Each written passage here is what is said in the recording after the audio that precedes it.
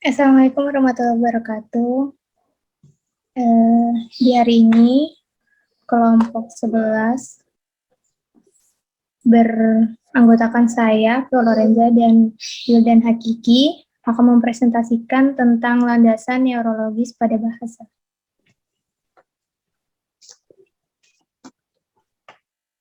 Yang pertama, yaitu ada otak manusia versus otak binatang. Yaitu pada otak manusia, seluruh sistem saraf kita terdiri dari dua bagian utama, yaitu yang pertama adalah tulang punggung dan B itu adalah yang otak. Yang pertama, tulang punggung terdiri dari deretan tulang punggung yang bersambung-sambung, yaitu spinal cord, dan otak terdiri dari dua bagian, yaitu yang pertama batang otak, lalu yang kedua ada korteks cerebral. Tulang punggung dan korteks cerebral ini merupakan sistem saraf sentral untuk manusia. Segala ihwal yang dilakukan manusia, baik berupa kegiatan fisik maupun mental, dikendalikan oleh sistem saraf ini. Batang otak terdiri dari bagian yang dinamakan medula, pons, otak tengah, dan cerebrum. Bagian ini terutama berkaitan dengan fungsi fisikal tubuh, termasuk pernafasan, detak jantung, gerakan, refleksi, pencernaan, dan permunculan emosi. Next, ini yang tadi saya jelaskan, yaitu ada bagian-bagian otak. Nah, korteks cerebral manusia ini terdiri dari dua bagian, yaitu hemisfer kiri dan hemisfer kanan. Kedua hemisfer ini dihubungkan oleh sekitar 200 juta yang dinamakan corpus callosum. Nah, ini sistem saraf sentral manusianya. Next. Hemisfer kiri mengendalikan semua anggota badan yang ada di sebelah kanan, termasuk muka sebelah kanan. Dan sebaliknya, hemisfer kanan mengontrol bagian anggota tubuh dan wajah sebelah kiri. Jadi dari segi pengontrolan fisik, kedua hemisfer ini saling silang, dan yang kiri mengontrol yang kanan mengontrol yang kiri. Dan corpus callosum bertugas mengintegrasi dan mengkoordinir apa yang dilakukan oleh kedua hemisfer tersebut. Nah, mata dan telinga ini diatur agak berbeda. Pada mata dan telinga terdapat sambungan saraf ke hemisfer kiri maupun kanan, meskipun jumlahnya berbeda. Dari mata yang kiri misalnya adalah sambungan kabel ke kedua hemisfer tersebut. Hanya saja yang hemisfer kanan lebih banyak daripada hemisfer kiri. Next. Berikut gambaran dari hemisfer kiri dan hemisfer kanan. Yang di tengah-tengah itu adalah corpus callosum. Wujud fisik dari hemisfer kiri dan hemisfer kanan hampir serupa atau seperti pantulan cermin, tetapi di sana dan ada sedikit perbedaan. Misalnya pada hemisfer kiri yaitu ada daerah Wernicke yang lebih luas daripada bagian yang sama di hemisfer kanan.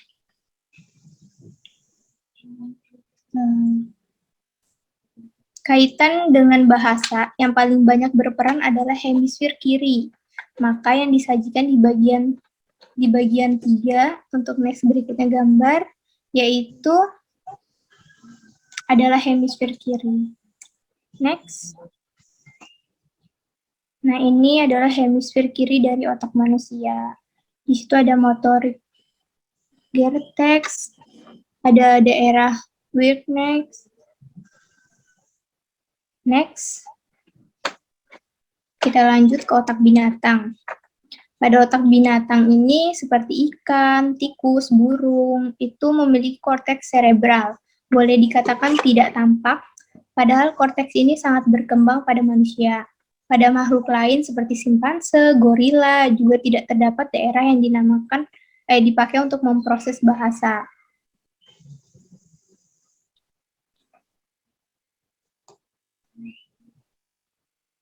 Nah, binatang seperti simpanse lebih banyak memakai otak untuk kebutuhan fisiknya dibanding gaya memproses bahasa.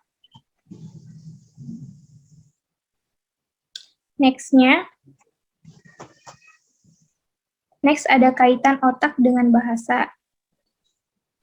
Kaitan otak dengan bahasa yaitu input yang masuk adalah bentuk lisan, maka bunyi-bunyi itu dianggap di lobe temporal, khususnya daerah korteks primer pendengaran.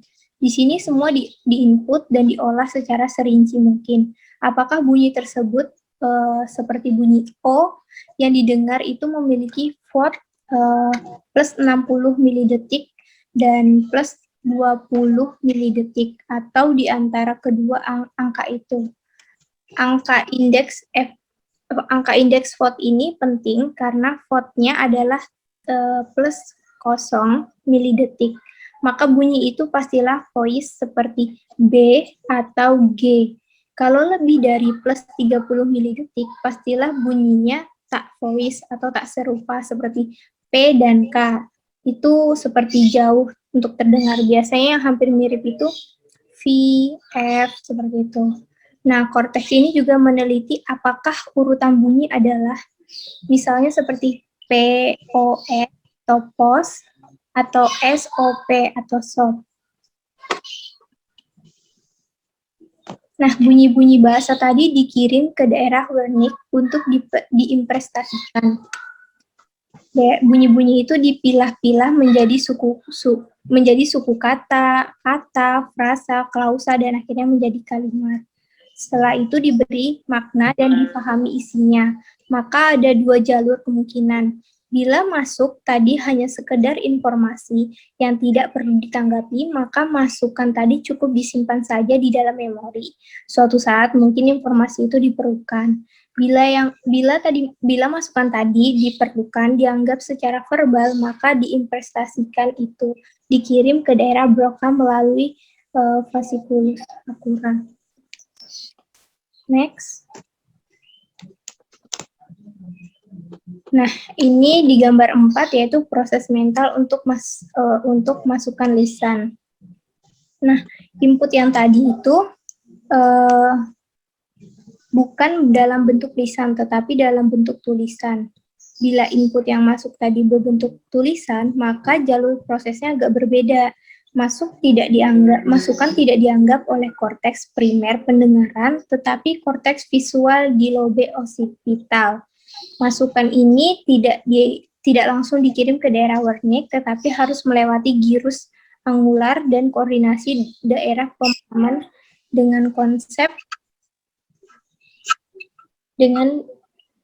dengan daerah occipital. Setelah tahap ini prosesnya sama, yakni difahami di daerah kuitnya, kemudian dikirim ke daerah Broca. Next. Next ada peran hemisfer kiri dan hemisfer kanan.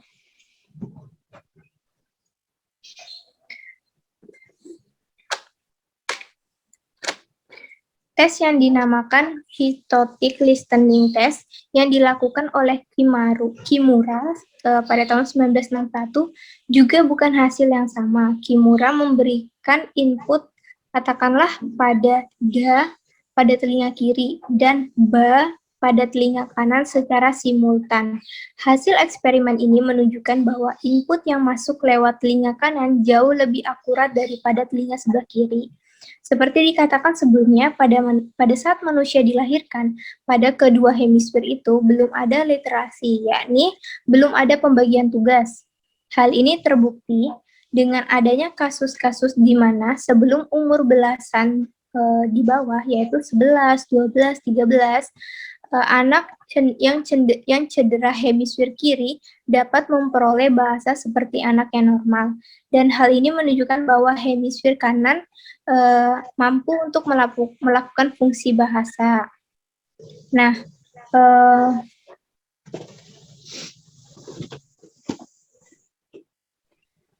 kaitan bahasa dengan hemisfer kanan itu juga ada, yakni orang yang hemisfer kanannya terganggu, mereka cenderung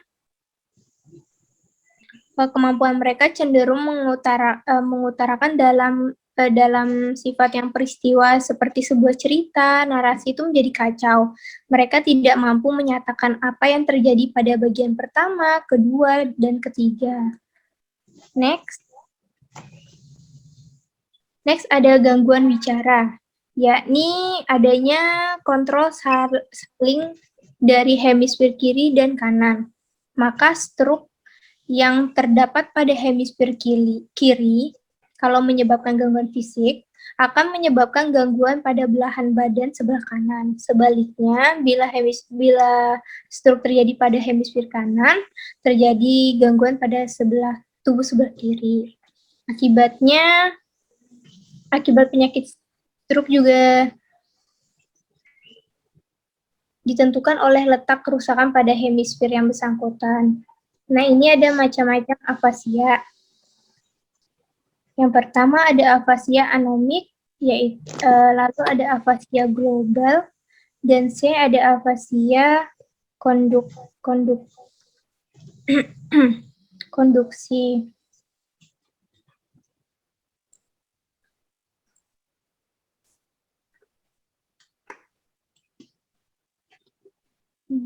Gantian nggak, Kak? Berikut saya akan jelaskan tentang afasia ini.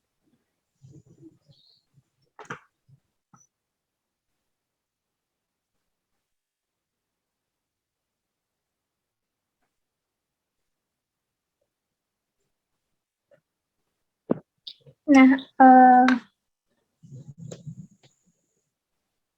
yaitu yang pertama adalah afasia Broca, kerusakan yang umum terjadi pada lesion, terjadi pada daerah Broca, karena daerah ini berdekatan dengan jalur korteks motor, maka yang sering terjadi adalah bahwa alat ujar termasuk bentuk mulut menjadi terganggu.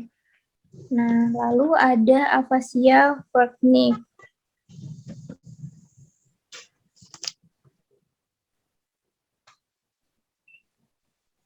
Mundur ke gangguan bicara sebelumnya. Lagi.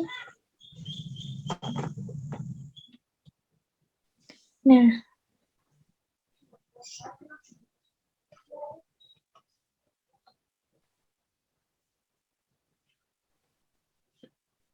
ada afasia anomik, yaitu kerusakan terjadi pada bagian depan dari lobe parietal atau pada batas antara lobe parietal dengan lobe temporal.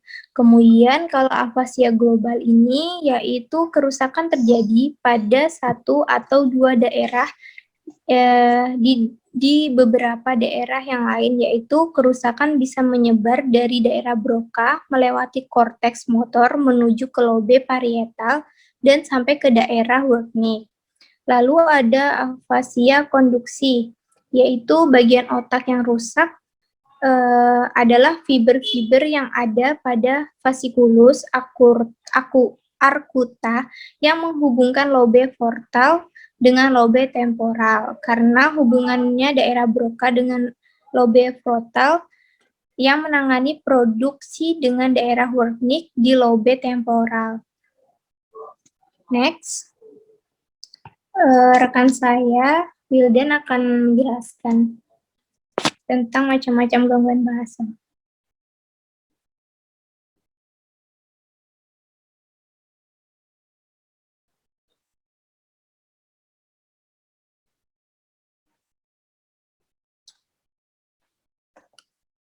Suaranya nggak kedengaran, Will. Oke, tes. Selanjutnya, gangguan bicara. Macam-macam gangguan berbahasa. Yang pertama, afasia motorik. Adalah hilangnya kemampuan untuk mengutarakan isi pikiran dengan menggunakan perkataan. Penderitanya masih mengerti bahasa lisan dan tulisan, namun ekspresi verbal tidak bisa sama sekali. Yang kedua, afasia motorik subkortikal. Penderitanya tidak dapat mengeluarkan isi pikirannya dengan menggunakan perkataan, tetapi masih bisa berekspresi verbal dengan membeo. Selanjutnya ada afasia motorik transkortikal. Penderitanya dapat mengutarakan perkataan substitusinya, misalnya untuk mengatakan pensil, Sebagai jawaban atas pertanyaan barang yang saya pegang ini namanya apa? Dia tidak mampu mengeluarkan kata pensil tersebut. Yang selanjutnya ada afasia sensorik. Penyebab terjadinya afasia sensorik adalah akibat adanya kerusakan pada lesi kortikal di daerah Wernicke pada hemisferium yang dominan. Penderita afasia sensorik ini kehilangan pengertian bahasa lisan dan bahasa tulis, namun dia masih memiliki curah verbal meskipun hal itu tidak dapat dipahami oleh dirinya sendiri maupun oleh orang lain. Selanjutnya ada gejala dan faktor penyebab afasia.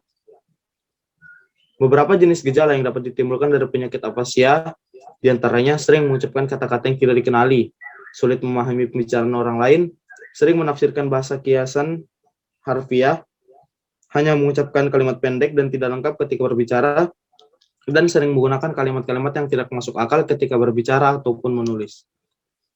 Tidak hanya itu saja, ada beberapa faktor lain yang dapat menjadi faktor penyebab timbulnya penyakit afasia, yakni mutasi gen tertentu.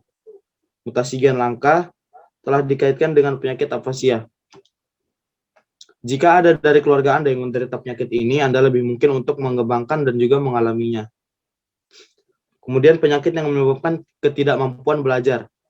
Orang yang mengalami masalah ekonomi, misalnya tidak mampu belajar akibat penyakit tertentu, terutama disleksia, akan berisiko lebih tinggi mengalami penyakit afasia. Sebab hal itu juga dapat mempengaruhi daerah bahasa dalam otak. Selanjutnya, jenis kalimat yang dihasilkan penderita afasia. Yang pertama, kalimat berita. Berdasarkan data penelitian, anak penderita afasia yang berusia 16 tahun dapat menuturkan kalimat berita seperti contoh, aci, patah, ama palen, ali onda. Bibi kemarin, mama Faren beli Honda. Maksudnya, bibi kemarin, mama Faren beli motor. Kalimat satu merupakan kalimat berita, karena dalam aci patah-patah ama palen ali onda memberitahukan suatu informasi kepada bibinya, bahwa kemarin Mama Faren membeli sepeda motor. Pendapat tersebut didukung oleh Krida Laksana tahun 2008 yang menjelaskan bahwa kalimat berita adalah kalimat yang mengandung intonasi berita dan umumnya mengandung makna, menyatakan atau memberikan sesuatu, dan kalimat berita diakhiri dengan tanda titik. Selanjutnya, pola kalimat yang dihasilkan penderita afasia. Penderita afasia usia 16 tahun secara umum sudah mampu menuturkan kalimat dengan pola SP, PS, SK, PK, SPK, SKP, KPS, PSK, SPO, OPS, KSPO, dan SPOK. Data penelitian sekaitan dengan pola kalimat yang berhasil ditemukan dapat dilihat pada uraian berikut. Yang pertama, pola SP. Kalimat dengan pola SP peneliti temukan dalam kalimat yang dihasilkan oleh penderita afasia, seperti contoh, ala amam, S-nya ala, P-nya demam, ala demam. Unsur pengisi subjeknya adalah nomina atau nama orang. Unsur pengisi predikat adalah kata kerja. Maksud kalimat yang diujarkan pada anak contoh di atas adalah menginformasikan bahwa ia demam. Selanjutnya, akibat lain dari stroke. Pengaruh stroke tidak terbatas hanya pada gangguan bicara saja. Ada gangguan-gangguan lain yang tidak langsung berkaitan dengan bahasa. Penderita apraksia misalnya tidak dapat melakukan gerakan-gerakan tertentu seperti memindahkan mainan blok dari tempat A ke tempat B. Meskipun dia tidak menderita cacat lumpuh tangan, penderita ataksia kehilangan kemampuan untuk melakukan gerakan-gerakan muskuler yang volunteer. Orang stroke juga dapat kehilangan ingatannya. Penderita anterograde amnesia mengalami kerusakan pada bagian otak yang dinamakan hipokampus. Kerusakan menyebabkan dia tidak mampu untuk menyimpan informasi. Stroke juga dapat menyebabkan penyakit prosopagnosia, yakni ketidakmampuan untuk mengenal wajah. Penderita penyakit ini tidak kenal istri, anak, atau siapapun. Jadi lupa ingatan. Gitu. Akibat lain dari stroke, dari gambar di atas dapat dipahami mengapa pada orang yang kena stroke muncul bermacam-macam penyakit yang berbeda-beda, satu dari yang lain. Ini semua tergantung pada persisnya daerah yang terserang. Dalam hal merespon, misalnya, orang yang kena afasia Broca tidak bisa menjawab secara lisan, tetapi kalau daerah tulisannya masih utuh, dia bisa menjawab dengan cara menulis. Orang yang korteks pendengarannya terserang, tetapi korteks visualnya masih utuh dan dapat menerima input lewat tulisan dan seterusnya. Bisa dilihat contohnya di gambar sebelah kanan ini.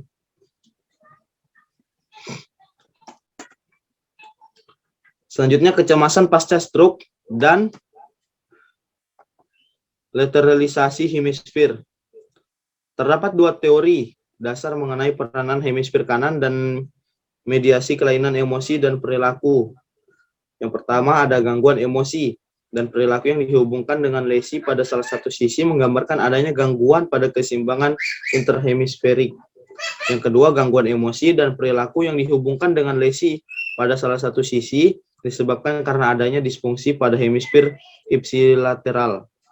Akibat adanya perbedaan konsentrasi neurotransmitter antara kedua hemisfer, maka lateralisasi lesi menjadi penyebab timbulnya perbedaan sindrom spesifik hemisfer.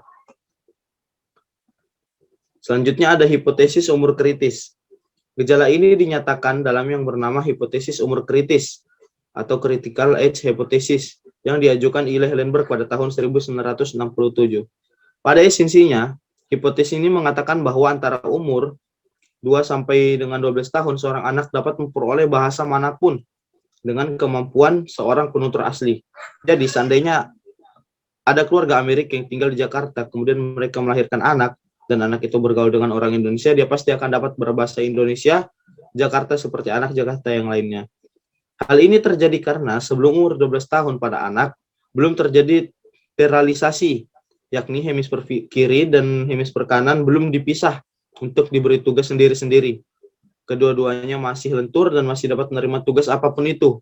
Itu pula lah sebabnya mengapa orang yang kena stroke pada umur di bawah 12 tahun akan dapat pulih 100% dalam memperoleh bahasa, sedangkan orang dewasa akan kecil kemungkinannya untuk sembuh total. Selanjutnya, kekidalan dan kekinanan. Manusia ada yang kidal atau left hand yang lebih sering menggunakan tangan kiri, dan ada yang istilah barunya kinan, right hand. Sementara itu ada orang yang mampu menggunakan tangan kiri atau tangan kanannya secara imbang. Maksudnya dua-duanya mampu digunakan secara bersamaan. Orang semacam ini dinamakan ambidextrous. Menurut penelitian yang dilakukan oleh Clark pada 1999, apakah ada kolerasi antara kekidalan dan kekinanan dalam pemakaian bahasa ataupun kemampuan intelektual lainnya? Jawaban untuk pertanyaan ini masih kontroversial. Ada yang mengatakan bahwa kadar dominasi kamis per kiri pada orang kidal yang tidak sekuat seperti pada orang kinan membuat orang kidal mempunyai masalah dalam hal baca tulis, menurut Lam dan Epstein pada tahun 1999. Bahkan ada pula yang mengatakan bahwa orang kidal cenderung mati muda, menurut Halpern dan Koren pada tahun 1993. Sementara peneliti lain berpandangan lain pula, menurut Salif dan kawan-kawan pada tahun 1993. Selanjutnya, otak pria dan wanita. Mengenai otak pria dan wanita, ada kecenderungan yang lebih besar bagi wanita untuk dapat sembuh dari penyakit apasia daripada pria. Begitu juga apasia akan lebih sering muncul pada pria daripada wanita saat mereka terkena stroke. Ada beberapa poin di sini. Yang pertama, otak wanita lebih seimbang. Yang kedua, otak wanita lebih tajam. Yang ketiga, wanita lebih awet dan selektif. Dan yang keempat, membaca dengan kedua belah otak. Bahasa sinyal. Karena hemisfer kanan lebih unggul untuk menangani tugas-tugas yang berkaitan dengan desain dan pola-pola visual, maka kita mengharapkan hemisfer inilah yang juga akan mengurus banyak sinyal. Akan tetapi dari penelitian yang telah dilakukan orang-orang ini, tampak tidak benar. Orang tunarungu yang hemisfer kirinya kena stroke ternyata juga mengalami gangguan bahasa seperti yang dialami oleh penderita afasia Broca dan Wernicke yang normal. Mereka yang menderita afasia Broca kesukaran dalam mensinyalkan apa yang ingin dinyatakannya. Mereka mungkin bisa menyatakan sinyal kata, tetapi infleksi untuk kata itu atau fungsi gramatikalnya kacau. Dari gejala-gejala seperti ini dapat ditarik kesimpulan bahwa masalahnya bukan terletak pada disfungsi motorik, tetapi pada ketidakmampuan mereka untuk mengakses tata bahasa dengan benar. Bukti lain bahwa penggunaan bahasa sinyal memakai terutama hemisfer kiri untuk bersinyal adalah bahwa kalau yang rusak hemisfer kanan, pada umumnya tidak terjadi gangguan dalam bersinyal, tata bahasanya masih utuh dan tidak terbata-bata.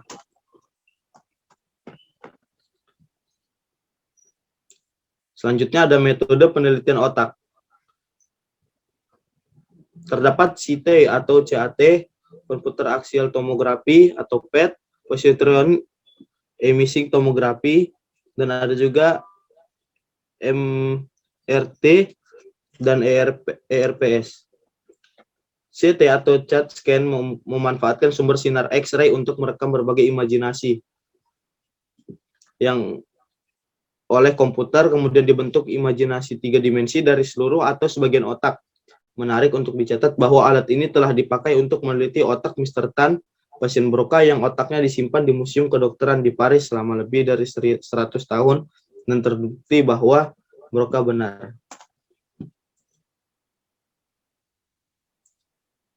Event Related Potential atau IRPS mengukur perubahan-perubahan ada pada otak yang berkaitan dengan hal-hal yang sensori motorik atau kognitif.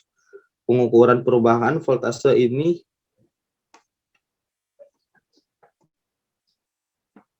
mempunyai resolusi waktu yang ukurannya milidetik.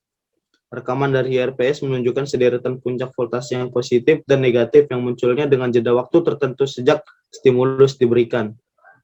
Misalnya, kuda hijau saya merokok selusin jeruk. Reaksi negatif muncul dari lobe frontal, girosentral, dan lobe parensial, tetapi munculnya agak lambat. Derajat ketidakcocokan semantik ini berpengaruh pada reaksi yang ada di otak. Reaksi yang keras muncul untuk contoh kalimat di atas, tetapi melemah bila ketidakcocokan itu mengecil. Misalnya kalimat di atas menjadi kuda hitam saya makan nasi goreng.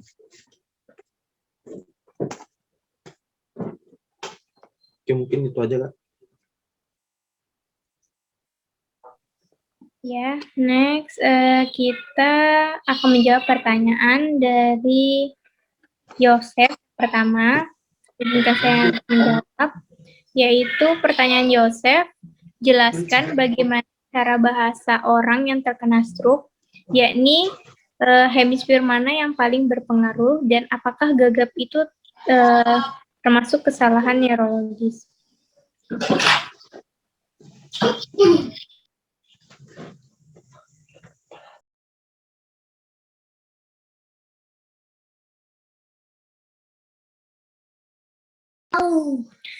Yaitu yang pertama, pengaruh ketidaksiapan percakapan terhadap bentuk kalimat pada penyandang gagap.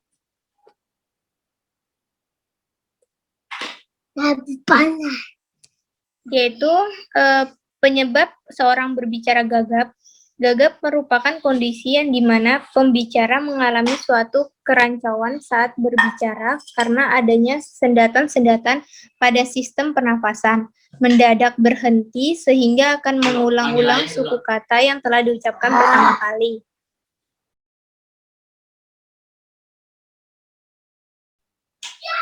Lalu diungkapkan oleh Sayre pada tahun 2009, yaitu suatu gangguan berbicara yang dialami penyandang gagap secara tidak langsung aliran bicaranya terganggu sehingga tanpa disadari akan melakukan pengulangan dan pemanjangan suara, suku kata, frase, dan menimbulkan adanya penjedatan ketika terhambatnya seseorang menyandang gagap dalam memproduksi suara. Yaitu gagap merupakan gangguan pola bicara yang menyebabkan seseorang sulit untuk berbicara lancar, sehingga kondisi tersebut dapat disebut dengan disfluensi berbahasa. Seseorang penyandang gagap akan sering berbicara gagap ketika mengucap pada awal kalimat. Pola bicara orang gagap yaitu terdengar ketika intonasi yang dianggap tinggi dan memiliki penjedaan tersendiri ketika berucap. Terkadang gagap juga melibatkan penghentian berbicara sepenuhnya atau mulut bergerak melafalkan kata, tetapi kenyataannya hal demikian seseorang tidak mengucapkan suaranya. Penyandang gagap digolongkan sebagai interupsi bicara dengan memasukkan suara seperti dan terutama saat sedang berpikir. Penyandang gagap pada umumnya akan melakukan hal non-verbal ketika gagap, seperti halnya mereka mengedipkan mata, meringis, atau menggepalkan tangan. Gangguan gagap mengakibatkan pola berbicara yang kacau karena sering terjadi tersendat-sendat, mendadak berhenti, kemudian mengulang-ulang suku kata pertama dan kata-kata berikutnya. Kemudian setelah penyandang gagap berhasil mengucapkan kata-kata tersebut, maka kalimat akan dapat diselesaikan. Penyebab atau faktor yang mendasari seseorang penyandang gagap yaitu yang pertama faktor stres dalam kehidupannya. Lalu pendidikan anak yang dilakukan secara keras dan ketat saat kanak-kanak, serta membentak-bentak dan berargumentasi dan membantah. Lalu yang ketiga, adanya kerusakan pada belahan otak hemisfer yang dominan. Lalu yang keempat, faktor neurotik familial. Penanganan yang dilakukan pada penyandang gagap harus dilakukan dengan penuh kesabaran dan ketelatenan. Ketika menyandang gagap masih anak-anak, kemungkinan besar tidak akan berlanjut ketika dewasa. Apabila anak sewaktu kecil sering melakukan terapi dengan baik, proses terapi pun tidak terlepas begitu saja tanpa adanya peran orang tua, dan peran orang tua ini sangat mendukung kesembuhan si anak untuk terlepas dari gangguan berbicara ataupun gagap, menurut Kirana dan Sulistyo pada 2018.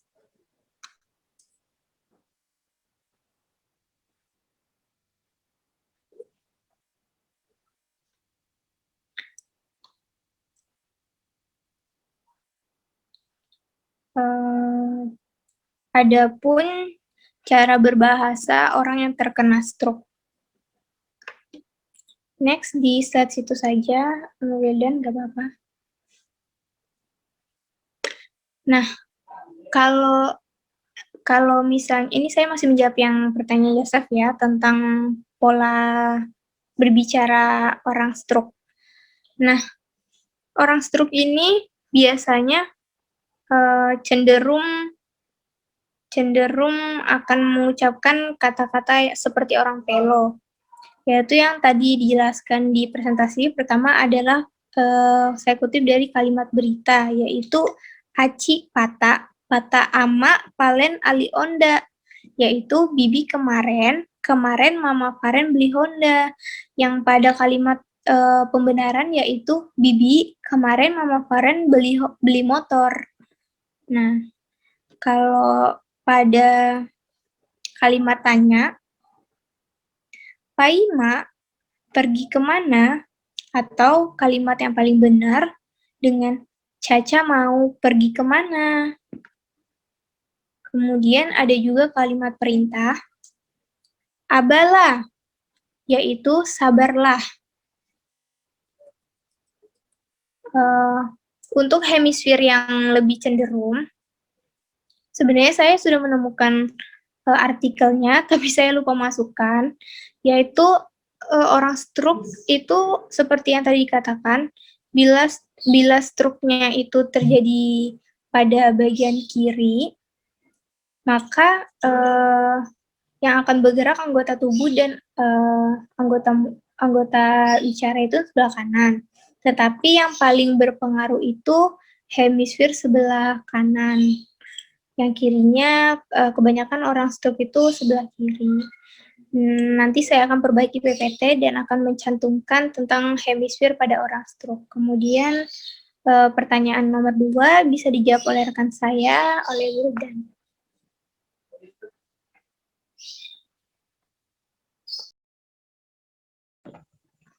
Kak, karena waktunya tinggal 1 menit, kalau bikin Zoom baru gimana, Kak? Boleh aja sih kalau nanti bisa diedit. Selanjutnya saya ingin menjawab pertanyaan dari istilah senam otak. Menurut Anda, apakah senam otak bisa mempengaruhi terhadap intelijensi, keterampilan, dan kemampuan berbahasa jika berpengaruh tekanan. Jadi, pernah mendengar istilah senam otak? Pernah. Menurut Anda, apakah senam otak bisa mempengaruhi terhadap intelijensi? Berpengaruh. Menurut Sulario dan Handriastuti tahun 2002, menuliskan bahwa ada beberapa manfaat yang diperoleh ketika melakukan. Pertama, memperbaiki kemampuan membaca. Yang kedua, mengeja komprehensi, menulis tangan, dan membuat tulisan. Yang kedua, memperbaiki kepercayaan komunikasi. Yang ketiga, memperbaiki konsentrasi dan memori. Yang keempat, memperbaiki hiperaktivitas. Yang kelima, mengatasi stres dan mencapai tujuan dan mengembangkan kepribadian. Yang ketujuh, meningkatkan keterampilan organisasi. Dan yang kedelapan, memperbaiki penampilan. Ketujuh, mengemukakan keuntungan yang diperoleh dengan senam otak, bahwa dengan senam otak hasil akan segera dirasakan dalam hal kemandirian anak dalam bekerja, serta secara aktif meningkatkan potensi dan keterampilan yang dimiliki karena senam otak menyenangkan dan menyehatkan. Berpengaruh bagaimana koordinasinya antara otak kiri dan otak kanan.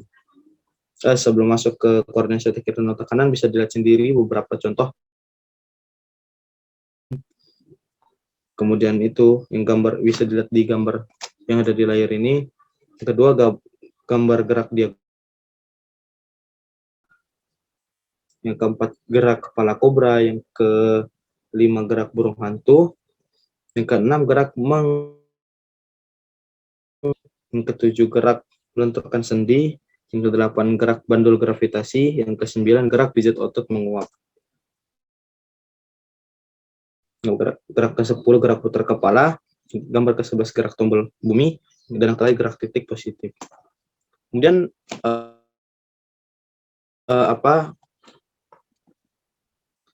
jika berpengaruh, bagaimana koordinasinya antara otak kiri dan kanan? Bisa dilihat yang ada pada gambar yang ada di layar. Belahan kiri aktif bila kita menggunakan badan sisi kanan, sedangkan belahan kanan aktif. Berikut penjelasan perbedaan antara otak kiri dan otak kanan. Otak kiri lebih ke kemampuan berhitung, kemampuan menulis, kemampuan menganalisa, kemampuan berbahasa, rasional, kemampuan ilmiah, mengontrol tangan kanan, dan lebih bermain ke arah logika. Sedangkan otak kanan lebih ke pemahaman, lebih ke menganalisis 3 dimensi, lebih ke seni, bermain imajinasi, musik, mengontrol tangan kiri, dan yang ketujuh, ekspresi tubuh seperti menari, menyanyi, dan melukis. Dan ini juga salah satu contoh senam otak lainnya seperti gerak silang tangan, angka 8 tidur, coretan ganda, abjad 8, gajah, putaran leher, olengan pinggul, pernapasan perut, gerakan silang berbaring, mengisi energi, membayangkan X. Dan senam otak lainnya seperti burung hantu, mengaktifkan tangan, membayangkan kaki, pompa betis, luncuran gravitasi, pasangan kuda-kuda, dan senam otak lainnya seperti air, sakelar otak, tombol bumi, tombol imbang, tombol angkasa, menguap berenergi, pasang telinga, dan yang terakhir contoh senam otak lainnya seperti kait relaksasi dan titik positif.